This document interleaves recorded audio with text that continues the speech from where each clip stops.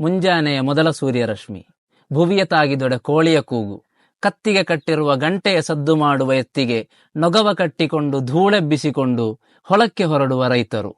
ಹಳ್ಳಿಯ ಸೊಬಗು ಕಂಡ ಕುವೆಂಪು ಹೀಗೆ ವರ್ಣಿಸದಿದ್ದರೆ ಅಚ್ಚರಿ. ಕಣ್ಣು ಹಾಯಿಸಿದಷ್ಟು ಹಸಿರು ಹೊದ್ದು ಮಲಗಿರುವ ಭೂಮಿ, ಹುಲ್ಲು ಹಾಸಿದ ಮನೆ, ಹಾಗೆ ಒಂದು ಹೃದಯ ಮುಂಜಾನೆ. ತಾಜಾ ಒಂದು ಹಳ್ಳಿ ಬದುಕಿಗೆ ಖುಷಾಮ್ದೀದ್.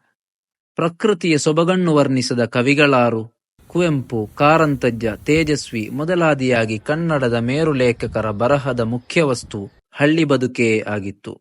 ಮುಂಜಾನೆಯ ಹಕ್ಕಿಯ ಚಿಲಿಪಿಲಿ, ಮನಕ್ಕೆ ಮುದ ನೀಡುವ ತಂಗಾಳಿ, ತಮ್ಮ ಕಾಯಕಕ್ಕೆ ತೆರಳುವ ಹಳ್ಳಿಗರ ನೋಟ ನಮ್ಮನ್ನು ಸ್ವಾಗತಿಸಿತು. ಭಾರತದ ಸರ್ವತೋಮುಖ ಅಭಿವೃದ್ಧಿಯ ಬುನಾದಿ ಭಾರತದ ಹಳ್ಳಿಗಳಿಂದ ಎಂದ ಮಹಾತ್ಮ ಗಾಂಧೀಜಿಯ ಗ್ರಾಮ ಸ್ವರಾಜ್ ಎಂಬ ಪರಿಕಲ್ಪನೆ ಅರ್ಥಪೂರ್ಣವಾದ ನಡೆ ಎಂದು ಇಂತಹ ಭೇಟಿಯ ಮೂಲಕ ಹಲವು ಬಾರಿ ಅನಿಸಿದ್ದಿದೆ.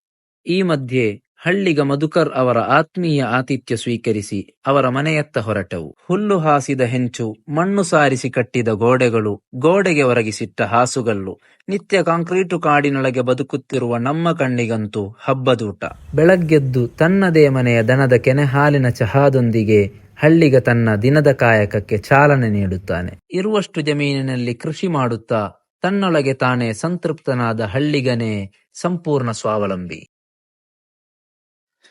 ಭಾರತದ ನೈಜ ಸೌಂದರ್ಯ ಅಡಗಿರುವ ಇಂತಹ ಹಳ್ಳಿ ಬದುಕುಗಳು ಪುಸ್ತಕದ ಪುಟಗಳಿಗೆ ಮಾತ್ರ ಸೀಮಿತಗೊಳ್ಳದಿರಲಿ. ಹುದಾ ಹಾಫಿಜ್.